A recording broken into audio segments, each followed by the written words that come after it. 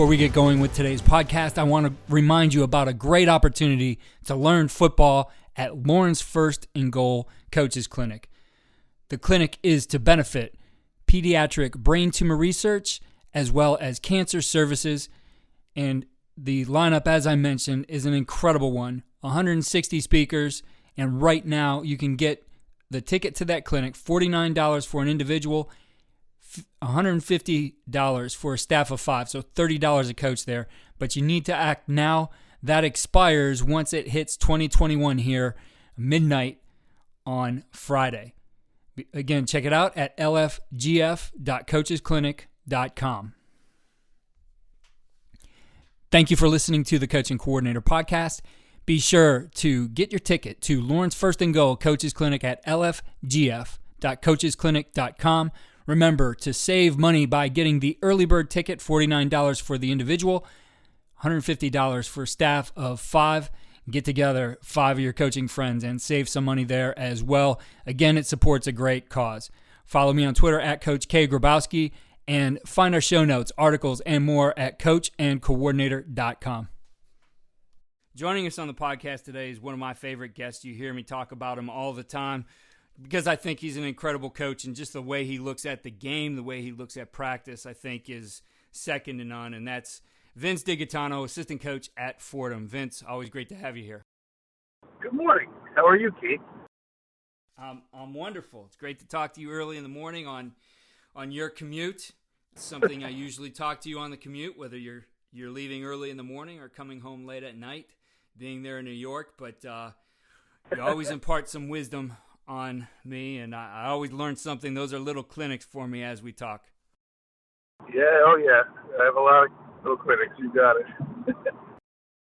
Well, I'm honored to be at least in that list of people you call on the way home. So what we're going to focus on here today, I think, are some things that can make a difference. And I want to start with some trends I'm seeing. I mean, I know coaches can go out there at the higher levels and afford a lot of things and pay thousands and tens of thousands of dollars to have all their stuff broken down and analyzed, especially in terms of the tackle. But, you know, you and I talked quite a bit this past offseason that those things aren't necessary, and really that it boils down to one key statistic. So what's the key statistic coaches need to look at to really understand how well they're doing at tackling? You know, and I do look at a lot of stuff. So I don't want to understate the value of, like, really evaluating the film. But I think that there's a time and a place for a lot of it. I think that's what I've kind of, like, learned. I've held a lot of different roles when it comes to this, like, over the last, 10 years. And I think that, like, you have to do something that's, number one, manageable. I mean, tackling is a part of the game. It's not the entire game, and there's so much more to it. But, you know, whenever I look closely, like, especially in camp and in season, I would really say that, like, yards after contact is so key because, I mean, that really measures the effectiveness of your ability to tackle. You know, and we talk a lot with players over the years about we could look closely at, you know, the missed tackles and that's great, but really we want to see the effectiveness of being able to knock players back. We want to see the effectiveness of really fitting things up. And, you know, the misnomer I think a lot of it at the time is like that, you know, yards after contact has to be able to deal with just the physical contact, and you have to be live in order to do it. But, you know, there's so much that goes with leading up to enclosing space on tackles, with leverage, with offsetting carriers, with fitting up gaps, that you can kind of almost, when you watch enough of it in the off season and you really do spend enough time analyzing the tackling, you get to a point where your eyes shift, your coach's eyes shift to, like, what the outcome is going to be based on the approach to the football, and you really can coach up from that perspective of it too. You know, and I've said a bunch of times, like, really, like, no two tacklers are really alike. And you really have, the off season is great when you're doing your analysis about really getting to know your tacklers. College football's got the advantage, and a lot of states do have the advantage of being able to go full pads in the spring, so where they implement a little bit more. Some people do have the summer programs, some camps, and stuff like that. But, like, to really be kind of effective at this and to really know what the outcome is going to be, you have to know your tacklers. And you really have to know everything right from, like, their, you know, I had a great quote from a coach at a clinic, and it's actually an offensive line coach, who says, "I coach everything from the feet to the eyes." So like knowing how they place their feet on contact, knowing where their dip and bend is going to end up being is so key that you're almost going to be able to predict what the outcome is. But when you look at it, it really comes back to like the yards after contact. Now, with that being said, I've gotten lost in this too in the past, where like I'll go to games and we have very limited yards after contact, and that's not the only indicator, because in those games we lost the games and we didn't have much contact. So like we missed a lot of tackles and we missed a lot of fits. So you really got to look at like a hybrid of yards after contact and yards per play. So like what the correlation is between those two. If you have a standard of yards per play, whatever that is, 3.5 yards a play, which under 3.5 yards a play, which is probably right. What most people are looking at. Because if I add it up, then 3 times 3.5 is going to be a first down. So I probably want to keep it below that as a really guide. But if I'm looking at there and then every single time that we have like yard or two after contact, those things start to add up. We point out to our players that somebody who's about 6 feet tall, when they just lay out, is about 2 yards long when you really think about it. So anybody that you look at these little things about being able to fall forward as opposed to like be able to knock back. And during the course of a game, you do that enough times, and really the yards start to add up. And everybody wants to look at a stat sheet, but really look where the yards are generated from too. I think is really, really like a big key. Mm-hmm. And then with that, you start to look at, and it's about really talking to players, but it's having them understand like why you're doing the things you're doing. Because there's so much, I think nowadays, what I hear in definitely different areas, not even just education and coaching and professional world and the business world. Everybody's constantly asking about their why, and you have a generation of players that has access to materials, and they want to know why they're doing things that they're doing. And this really, I think, does hit home with that as to why you're asking them to knock back a ball carrier as opposed to just get them down, why that's important. Because a lot of times we see is stalemated carriers or players just kind of playing the safe bet on tackling, not to confuse that with like safety and tackling, but like I'm going to be in a position that's just going to get the ball carrier down and I qualify to tackle, as opposed to being able to run my feet through it, really clamp the ball carrier, being opposed to knock it backwards and really be able to have that as a measurement of success. Well, I think one of the great things you've done in your coaching, and I know it goes to more than just the tackling portion of it, you certainly have an eye for tackling, I think, like no one else.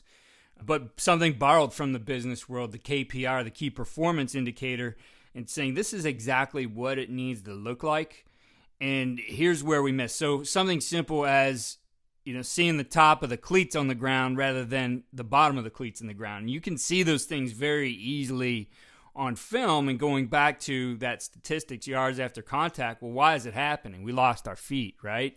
And getting players to understand those kinds of things, I think once you see it and you point those things out on film, and this happens, I mean, it's going to be what you coach. Those players start to be able to coach themselves in terms of, there it is, I see it, I know what I did wrong. Of course, they have to fix it, and that's where the coaching comes in. That's where the drill work comes in. But that idea of the key performance indicator and really having something measurable for them that does go back to, why did this happen? Well, here's why it happened, has been a big thing. And I think that's something, as I've talked with you over the years, really that has revealed itself as something that is critical to your coaching. And I always go back to, I think most of us do, that we go back to our experience as a player.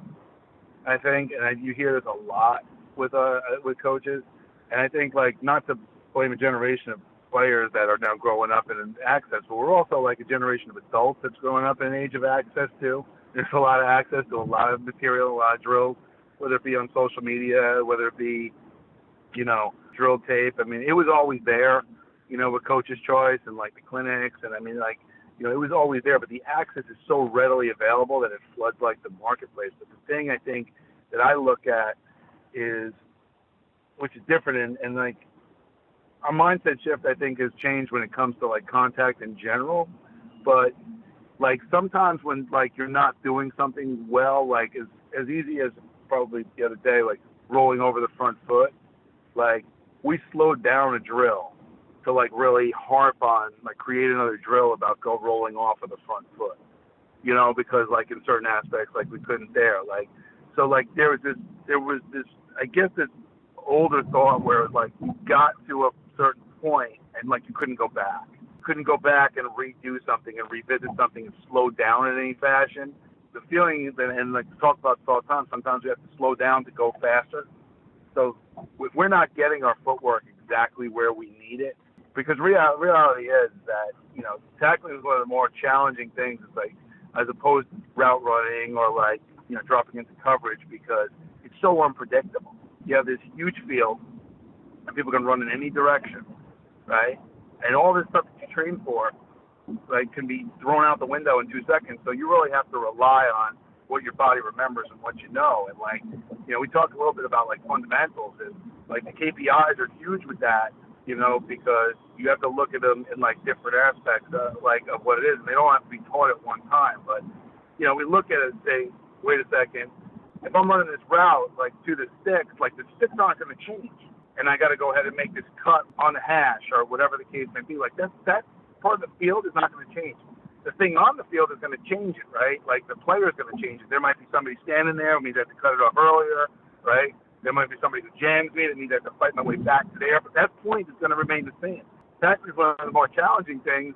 Really, it comes down to end blocking, I guess you could say, in this, because these are contact on a real moving target. And tackling, I think, is one of the more challenging things because their only objective is to run through you or by you or around you.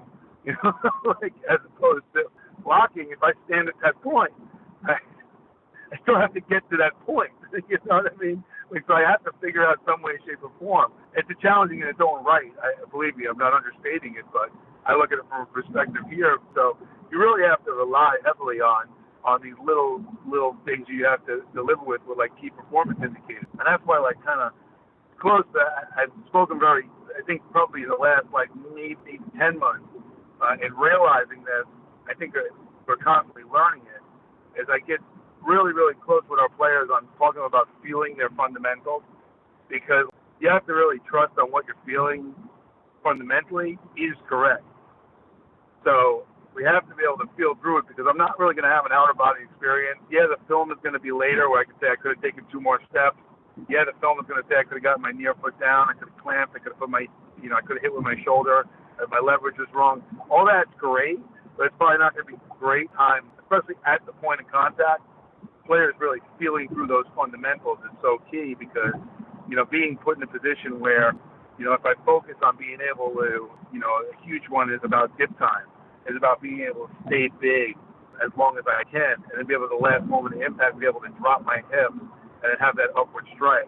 Or on a roll tackle, be able to clamp and be able to drive both of my hips in the ground, because, you know, because I can't get my feet into the ground on a roll tackle. To be able to drive both of my hips into the ground and be able to focus on, you know, ending up on top of the ball carrier, right? I mean, those are the little things that you look at as a coach, and you see like evidence of what you're coaching is actually happening, like in a situation, especially when it comes to tackling.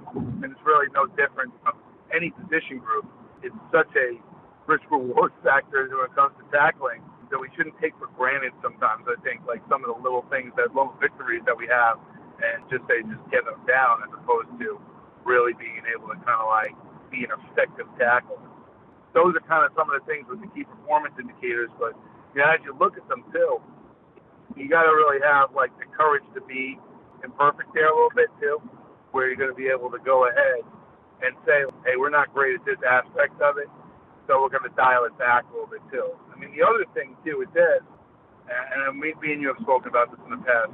There's no, you know, kind of mystery on that, but it's like, you know, the manipulatives that you use, and I use a lot of different things. I use the heavier bags, but I use anything as light as like pool noodles, and like, you know, I'm big with that. Big thing with that is really about strike points and resistance for me. Like, I can mark off whatever strike point I want, right? Like, I'm going to mark off that I want it to be from the hip to the sideboard, the hip to the knee. I'm going to mark those 2 markings off, and I'm going to accept nothing less than when we strike, we're going to strike in that area on a pool noodle. Now, why do I use them? Well, because they're cheap, number one. That's always the key. That's very helpful. But the other thing, too, is it's least resistance. Foam is going to be less resistance because now I can enhance speed. And I do have this conversation with players a lot where they say they overthink spatial tackling to the point where, like, which shoulder do I hit with? And really when it comes down to it, we're going to hit with the nearest shoulder and the nearest foot because we're at so much speed, like, you can't really overthink that. And something as simple as, like, a KPI, like a power plant run-through, I'm really not going to be able to come to balance on something in space that I'm running after. Like, I may have to go ahead and totally cut through it. When you're going to bring up the speed, sometimes you have to lighten the resistance. And there's really nothing wrong with that. And sometimes when I'm going ahead and working at enhancing the contact, right, in a shorter area, well, maybe I do increase now the resistance, using the bands, using the heavier bags. But the reality is, like, my standard of what clamping a ball carrier, whether it's a pool noodle or a 70-pound heavy bag, those are going to remain the same. My standards on being able to roll over and get both hips in the ground, right, and end up on top, I don't care. Like I said, if it's a pool noodle, an agile bag, or a 70-pound heavy bag, those standards are still going to remain the same, which players, they understand. They get to that point. And reality is that ball carriers running away are a lot different weight than ball carriers running to. So varying weights is huge, and especially when it comes to space, because, like, they get a vote in this thing too, and not every ball carrier that you're running after is going to run towards you. Pretty much not going to happen. So, you do got to go ahead and kind of, like, deal with it. The other thing too becomes like where your feet are placed and how much your body can extend. And sometimes it's really as simple as being able to do, like, drill with the drive drill with the agile bag on the floor off of some type of a movement just to get your body extended and elongated. Because a lot of times we get players that will run distance and then all of a sudden finish a play by tagging hips.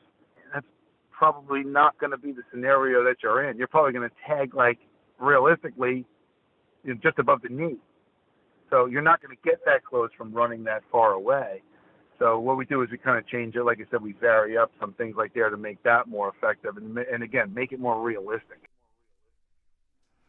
Right. And I think that's the key with whatever you do in practice. And I've seen you be very creative with the different ways that you simulate exactly what the player is going to do. And I'll take a step back here and remember having this conversation with Richie Gray that, the whole idea of, rugby's going to save football. And in some regards, the technique, what we're doing with the shoulders, yes. But, he very quickly pointed out that they are two different games, that things happen much differently in those games than they do when you break it out from just isolating that, the contact part of it, that there's a lot of things happening along the way and there's a sequence for everything. And, we've seen this. You mentioned things just being ready, available. Twitter's a great place to get schooled up on a lot of things. But then I see, like, going back to that why coaches not understanding fully exactly what that is and trying to be over creative with things and end up sequencing the wrong thing. So, doing something, for example, that's emphasizing the cleats in the ground and, accelerate and finish, and then following it up with a completely different skill that, again, the sequence is all off there. So while you can get creative with a lot of things, you still have to have a very sound understanding of exactly what is happening on game day. And it's about building, those things, especially in regards to frequency. What are my guys going to do? And I think that's something, as a coach, you excel at. Again, your expertise is the tackle, but I'm sure I could take you to the offensive side of the ball, and I'm going to see that exact same kind of methodology in your approach to how you're going to get these guys ready for a game day. Yeah, I mean, in experience as a head coach, like, when you all of a sudden look at the offensive guys, and then you're walking over there and you're like, coaching's coaching. Like, why are we doing this? Like, when you go and look at, like, I've walked down to our receivers and offensive line coach in the past when I was a head coach and kind of look and go, where does it fit? Like, where does this fit? And like I said, I worked for a few head coaches, and I go back to like Clayton Kendrick Holmes, who's now at West Point, and like one of his first things as a young coach, when I first started, even before I was a coordinator for him, was like, I don't want a bunch of drills that are just drills. Like, I want drills that are meaningful, drills that do what you do, like what you're asking players to do. And like that stuck with me for 20 years now of coaching, because that was not going to be acceptable back then. There's some great resources, don't get me wrong. There's obviously great resources, but there's ideas that you want to fit into what, when you really get good at it, you fit into what you do. And you say, like, and being now in this role that I'm at in a couple of different places, I've come to realize, like, the drills that I brought from one place, like, they're not going to fit at other places, right? So, like, you have to be able to go ahead and really listen to, especially now I get this great opportunity every day with some outstanding young coaches to listen to them coach players.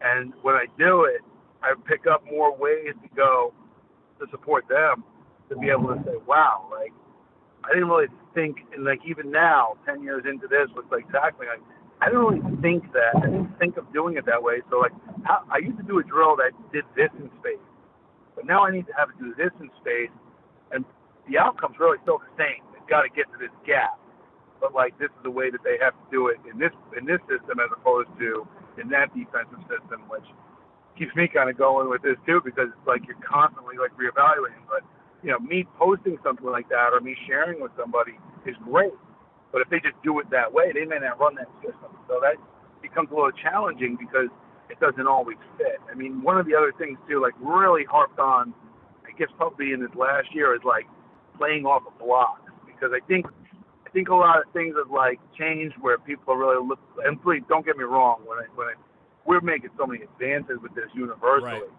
right. As opposed to where we were as a coaching community 5 years ago, and the way we look at stuff like this and the trends that we look at. I mean, we're so much more advanced in the last 5 years probably than we were in the previous, amount of years. We were all just doing the same kind of stuff, but almost to the point where it's overload now. But one of the things is, and that's why you have to be generally careful, make sure that you're on the right track, to make sure that drills are great, but like you're coaching one team, like the one you're coaching now. That's it. Like you're not coaching the universe for like tackling. And that's why there's always a time and a place for development. And the best professional development when it comes to tackling happens in camp and in season, because they're your players. You get to really, really work with it every day. The thing is that we're really focused on closely now is, as we've gotten to this place where everybody's really analyzing the ball carrier and tackling, and like where on the body, and like what shoulder, and where from the chest to the waist, and the waist to the knee, and the knee to the ankle, and all that, which is awesome, is now trying to fit in like playing off a block off of that too. And you really think about something is, most of us, in some way, shape, or form, in our defense somewhere, have somewhere where we're taking on a block and we're finishing with our hands above our eyes. And then instantaneously in a small area, we're asking our players to drop them, to take on resistance with hands above the eyes, and then drop down our hands below the waist in a small area, right? And generate force by putting our shoulder on something and then running our feet, right? That's a lot of work right there, like in that small area. Like that. And especially for younger kids that are developing, like at all levels, that's a lot of work, right? To be able to snap off that quickly and drop down.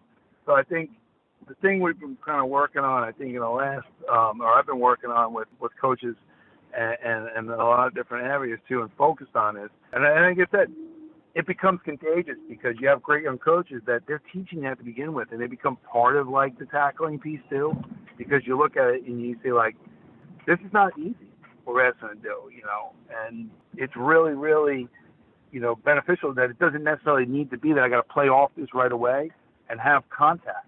So I might need at some point in time to play off this and just be able to drive a bag, or just be able to go ahead and, hit a pool noodle off of that too, because of what I'm asking them to do when it comes to having my hands and my eyes and my shoulders and my hips in an upright position, and then instantaneously tearing off something and having them in a low position quickly. It could be as simple as that. I mean, we've worked off of the sled onto like pushing an agile, those little things. And again, with sandbags, I put that out there too, and then dropping down like onto a tackle. That's a skill. That's a skill within itself. And if you really look closely in your defense, odds are, and whether it be in space or it be tight to the line of scrimmage or some like inline scenario, it's happening somewhere. And you know, we become segmented because we take 5-10 minutes and we tackle. And then we take 5-10 minutes and we go through some footwork. And then we take 5-10 minutes and then we go through some block destruction. But do we tie those things together? And you talked about the sequential nature of it too. There's a sequential nature to tackling, but then there's also like a sequential nature to gameplay. You know what I mean? Funny because they used to have a joke and say like, you know, what do you play, man or zone? And they say, well, play man. And I said, you got to teach man. They said, well, you're mostly zone. I said, my man, when the ball's in the air, everybody's in man. That's it. You got to be able to finish in man. That's no different in tackling. When the ball's in play, everybody's tackling. You know, everybody's got to get all these weird angles. You know, that's great. If you're fortunate enough to have the ball go exactly where you want to go every single time, more power to you. That's great. You know, but it's probably a scenario where they're going to have a vote and it's not going to go everywhere you want it to go. No, and I think that's one of the key things that you've really been able to, you know, get the group of coaches who started to follow you to look at, and you've talked about in clinics, is that idea of playing off of a blocker. And when you look at this from week to week, you know, your opponent's going to tell you what you need to work. You're certainly going to figure out what you need to fix, but in that next week, based on what they do and some of their scheme, and then also based how you are aligning against it and where you're going to fit, there's going to be certain things that are going to happen again and again and again over the course of that next game. So if it's for example, a perimeter screen team, you're going to want to go and work, you know, some 2-man, 3-man fracture drills. If it's a team that's running, let's say, a power or gap scheme, and somebody's pulling up to that linebacker, I mean, he's going to have to work and, like you said, shed that guy, and then very quickly transition to making that tackle. So there's a lot of things that you can start to program week to week based on the things you know are going to happen on game day. Yeah, and the other thing too is really gotten tied into, I guess we're talking about like some trends and stuff, is like there's a line that every player is going to like really play.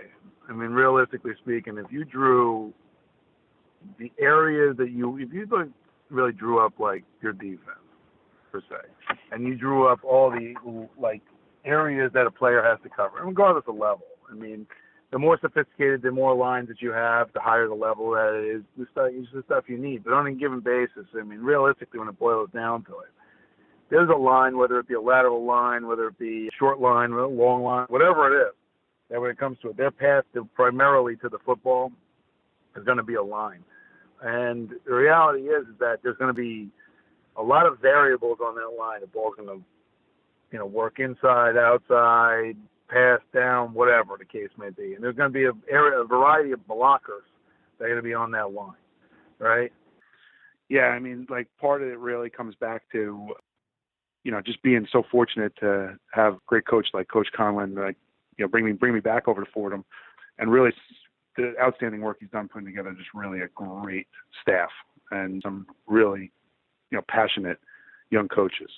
It just makes life a lot easier to be able to kind of do some of the work with the tackling when you have some coaches that are really, really passionate about what they do. And Coach Rice, you know, defensively over here, really is somebody that absolutely embraces this fact, but then also kind of like really pushes it to a really healthy place where even expanded my thinking on it too, is you're looking to see, like, when you look at that line, you look at the variables on that line. And if you really can own every variable on that line, right, and you really can go ahead and really master every variable, whether it be blockers, whether it be reads, whether it be last-minute decisions, whether it be whatever, and own that with speed and then translate that into power, I mean, you're in a great place.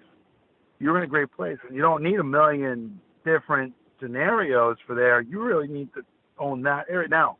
And then it helps you almost in gameplay too. When they take you off that line, there's a reason. They're doing something different that's removing your player from the line that they own. And it helps, I think, with like you even looking at the game itself to say, how is this team putting us in a scenario we're unfamiliar with? For the most part, that becomes helpful. And then the other part of it too becomes like, just because there are so many different variables, it's great when you're teaching and it's great in principle a lot of times too, but like the reality is it's obviously great for everyday drill work, but there's a reality that you're probably not going to run down the center of anybody. Blocker or tackler. And a lot of times you look at what can I do to offset some of these components of block destruction and tackling. I got to play with some leverage in some way, shape, or form. I'm not going to take everything down the middle. So even like the way that you like look at like how am I going to hold these pads? Am I going to hold them on the outer arm or the inner arm? Like even if it's a non-contact drill, if it's again some kind of a soft surface, how am I going to like manipulate this to kind of like change this up? Because we train, we tell them leverage, and then the next thing you know, somebody's got a shield and it's right down the center. The body. So, these are little things that you kind of look at and you say, well, we could probably look at doing this different. We all make this. We all do it. I do it. I'm no different. I'm not, whatever. But then you reevaluate too. You reevaluate, and that's like, you see a lot of drills out there, and you see a lot of stuff out there too, which is again, like I said, it's great. But I really like the ones that you see from my practice. Because that really means like you're watching the practice film. Like I kind of like those. I'm kind of like into that side of it too, because really that means like you're reevaluating and reassessing the stuff too. But we all don't have the time for it. I get it, and we all don't have the resources. But I just I'm fortunate enough to be able to look at one aspect of this game. But even looking now, you look back and you say like some point in time the camp ends, you're like, we're not gonna do all this. We can't do all this. Like during the season, like we need to get to a couple things, a couple points, and then we just gotta like kind of be able to move on. And the teaching's kind of like you have to have phases. No different from running a program. Like every aspect of it, like you have to have phases of it. There's gonna be a real evaluation cycle, truly about what you're doing in the off season. There's gonna be an implementation cycle in the summer and spring, and there's gonna be a teaching cycle. It's gonna be basically in your camp, and then there's gonna be a performance cycle. Week by week, which is your in season. And it might change, believe me, it might change, but the one thing about it is your objective really shouldn't change, which is, your context and everything. But you really, when you're starting to look for a lot of drills now, not to say there's anything wrong with that, but you kind of like look back and say like, sometimes you have to table it and go, well, am I really sacrificing a lot of time to teach this now that I could be using for other components? And then you have to say, should I be doing this in like the off season or preseason? So, that time period from the minute that season ends in December, hopefully for most, and that's what we all hope for, and into January, into like March, that's like really the evaluation season and really getting to know your tacklers and know your defense, I think is more important too. And I get this joke all the time, like, why do we evaluate kids that graduate? Because they probably took most of the snaps. So, and he was very supportive and understanding of it too, but it'd be like, we have to go ahead and look at like the defense on a whole, like that although that student is graduating, that position still exists. So we still have to fit that play up, and find out how effective it is. So there's a lot that goes into that stuff too, but with that being said, there's a lot that goes into it, but you try not to make too much of it. Yeah, and I think that's the key to really being a successful teacher of the game as you do move into the season and the performance side of things. And just some great things shared with us here today, as always. Coaches out there, you can follow him on Twitter. Great follow. He's always sharing some ideas at Coach Dig, a real easy one, DIG. Vince, always great. Really appreciate you. I know I get to share a lot of these ideas and talk a lot of ball with you off air, but I appreciate you taking the time to let me turn on the mic and share some of this with our listeners. All right, man. You have a good one, Keith. I'll probably talk to you soon.